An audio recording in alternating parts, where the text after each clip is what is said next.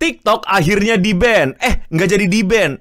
Gimana sih? Kok tiba-tiba TikTok nggak jadi di-ban, terus tiba-tiba di-ban, terus tiba-tiba nggak jadi di-ban? Apakah benar ini semua karena MrBeast itu mau ngebeli TikTok? Atau ini semua karena Donald Trump? Tapi kalian tahu fun fact gak sih? Kalau orang yang pertama kali minta TikTok di-ban di Amerika, itu bukan Biden loh, tapi Donald Trump. Waduh, jadi sebenarnya gimana sih bang? TikTok itu di-ban apa enggak? Terus apakah nggak jadi di-ban karena Donald Trump? Lah, terus ngapain Donald Trump minta di-ban kalau dia yang bikin nggak jadi di-ban? Terus MrBeast jadi beli TikTok apa enggak?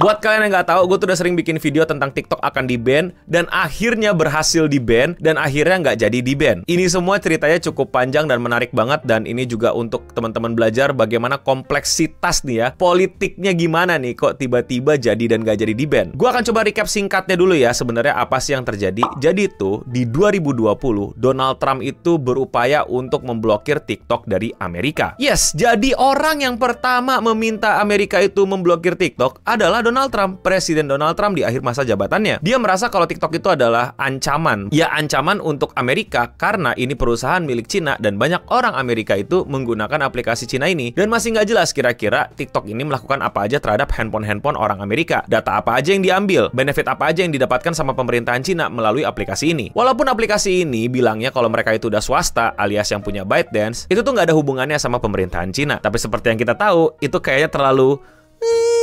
Dan akhirnya di 2024, Joe Biden, Presiden Amerika pada saat itu melanjutkan gitu impian Donald Trump untuk memblokir TikTok sampai akhirnya resmi diblokir dan akan ditutup aksesnya di Amerika mulai tanggal 15 Januari. Hal ini terjadi dan dikarenakan karena banyak banget anak-anak yang kena korban konten-konten TikTok. Ya, konten bullying, konten bukip, bahkan sampai konten-konten ilegal. Karena terlalu bebasnya penggunaan TikTok di masyarakat Amerika dan kurangnya parental control. Jadi selain membahayakan Amerika itu sendiri, jelas-jelas banyak kontennya yang juga berbahaya buat masyarakat Amerika. Dan resmilah akhirnya TikTok di-ban, dan akhirnya sempet kan di Januari akhirnya TikTok itu hilang dari peredaran. Tapi tiba-tiba nggak nyampe 1 hari TikTok itu tadinya blackout tuh, jadi benar-benar udah nggak bisa diakses. Banyak orang yang mendapatkan pesan kalau ya sorry TikTok udah nggak bisa diakses, dan bahkan sampai berbondong-bondong orang itu pindah dari TikTok ke Red Note, sebuah aplikasi yang literally aplikasi buatan Cina untuk masyarakat Cina tapi menjadi populer di Amerika karena mirip banget sama TikTok. Gue udah bahas di video yang ini ya, kalau kalian mau tahu lebih detail apa itu Red Notes dan kenapa masyarakat Amerika itu mendownload Red Notes. Tapi intinya setelah tanggal resmi diblokir TikTok berhasil diblokir, Trump itu tuh dilantik menjadi presiden baru. Dan seperti di berbagai macam negara, presiden itu kayak punya kemampuan untuk bikin kayak perintah presiden atau surat keputusan presiden, atau sorry nih, gue bukan anak legal, bukan anak tata negara, jadi correct me if I'm wrong. Tapi intinya dia kayak buat sebuah perintah yang perintahnya itu di taraf presiden. Dia bikin by the way banyak banget ya perintahnya, tapi salah satu perintahnya adalah membebaskan TikTok dari blokiran. Apakah benar itu? Salah. Jadi sebenarnya Donald Trump itu tidak membuat TikTok itu tidak diblokir di Amerika, melainkan Trump memperpanjang durasi proses pemblokiran TikTok sampai 75 hari ke depan. Jadi udah deadline, tapi deadline-nya dipanjangin. Sederhananya seperti itu. Pertanyaannya, kenapa deadline-nya kok dimundurin? Kenapa nggak sesuai deadline aja? Kenapa udah mati terus tiba-tiba dipanjangin lagi? Nah, di sini banyak sedikit dugaan ya, hipotesa-hipotesa bahwa TikTok itu bener-bener ngelobiin pemerintahan Trump untuk apa ya? Kalau bahasa lobby ya kong kali kong. Nego nih gimana caranya biar nggak di-ban sama pemerintahan. Kira-kira apa yang mesti dilakukan? Biasanya nggak jauh-jauh dari kepentingan-kepentingan politik, atau pada dasarnya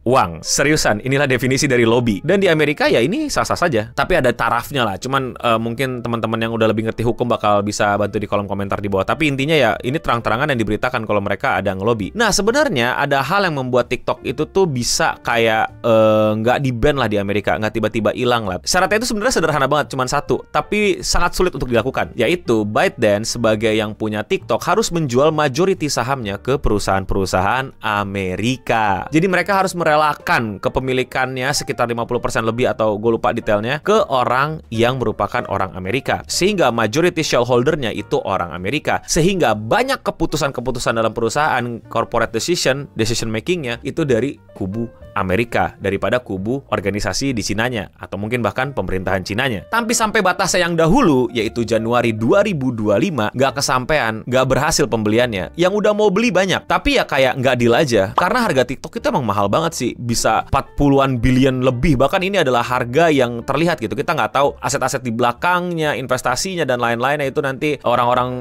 venture capital yang ngitungin. Tapi intinya ya salah satu faktornya ya, pertama emang mahal banget, kedua ya kayaknya Cina nggak mau nyerahin gitu aja TikTok deh. Nah, akhirnya di deadline tersebut, MrBeast buka suara. Dia nge-tweet bahwa dia itu bakal beli TikTok untuk menyelamatkan TikTok. Tapi MrBeast itu nggak sendirian ya. Jadi nggak MrBeast beli TikTok sendirian, tapi banyak backer-backernya atau investor-investor lainnya yang gabungan, yang nggak disebutin namanya siapa aja. Itu kasarnya kayak patungan beli TikTok, tapi the face-nya, orang yang muncul di depannya adalah MrBeast. Dan MrBeast sudah resmi masuk ke bidder, jadi salah satu penawar TikTok. Just got out of a meeting with a bunch of billionaires. TikTok, we mean business. This is my lawyer right here. We have an offer ready for you. We want to buy the platform. Masalahnya saingannya MrBeast ini nggak main-main. Salah satu saingannya MrBeast adalah Kevin O'Leary. Mungkin kalian sempat lihat dia di salah satu klip-klip di TikTok tentang Shark Tank. I would take an offer from anybody besides Mr. Wonderful. You're a get the salah satu orang kaya di Amerika, dan dia juga gabungan banyak orang dan menamakan dirinya sebagai The People's Bid for TikTok, alias masyarakat yang mendukung untuk adanya TikTok itu masuk gitu ya, alias masyarakat pendukung TikTok gitulah, nama-namanya aliansi masyarakat gitulah, dibuat-buat lah, you know lah. Dan Trump itu sendiri. Loh, kok gitu? Nah, maksudnya apa nih? Yes, Trump ini kan kalau kalian belum tahu, dia juga pembisnis. Dia bukan tiba-tiba orang politik yang jadi presiden. Dia ini bisnis dulu baru presiden. Trump ini sepertinya punya semacam strategi di belakang untuk menguasai TikTok. Tapi dia nggak pakai nama dia ya, tapi ini dugaan banyak orang, dan menurut kalian juga pasti udah ngerti lah ini mau kemana arahnya. Trump itu mendukung Elon Musk ya, Elon Musk, orang yang baru saja melakukan ya. Kalau kata kolom komentarnya, nggak apa-apa banget, cuma Roman Salut, duit duit di Amerika, di Jerman kalau lebih berani, and tell people it's just a Roman salute. Oke, kabarin gua. Dan kita tahu lah kedekatan Donald Trump sama Elon Musk ini nggak main-main. Bahkan Elon Musk sudah dapat posisi di pemerintahan. Dan Trump literally endorse atau bilang ke Elon Musk gitu, dia setuju nih kalau Elon Musk yang beli nih. Dan seperti yang kita tahu, Elon Musk bukan pertama kalinya membeli sosial media. Dia berhasil membeli sosial media seperti X, dan menurut gua ini sangat-sangat kacau balau hasilnya setelah X dibeli sama Elon Musk. Dan ketika Elon Musk berhasil dibeli TikTok karena dapat restu dari Trump, well, I don't know, it's going to be... Tapi ya dari track recordnya X kacau balau. Jadi itulah yang terjadi. TikTok itu bukan nggak jadi di-ban, tapi dipanjangin waktu tenggangnya. Deadline-nya mundur 75 hari ke depan. Jadi ada sekitar waktu berapa tuh, 75 hari, 3 ya ada 2,5 bulan lah ya untuk gimana caranya TikTok ini dibeli sama salah satu company di Amerika. Apakah yang dapat MrBeast atau Kevin atau Elon Musk? Nah, menurut kalian siapa yang bakal dapetin TikTok? Atau bahkan TikToknya udah segitu besarnya duit ditawarin tetap nggak mau karena pemerintahan Cina bukan, mungkin ByteDance nggak mau ya karena nggak mau aja ya, atau mungkin karena dilarang sama pemerintahan Cina, who knows. Tapi kalau menurut kalian bagaimana? Komen di bawah. Kalau kalian suka sama pembahasan sosial media mendalam kayak gini dan kalian mau support gue, lakuin dengan sesimpel klik tombol subscribe. Dan ya, sekian seputar internet untuk episode kali ini. Gue Eno Bening pamit undur diri, dan untuk kita semua, stay clean and sound.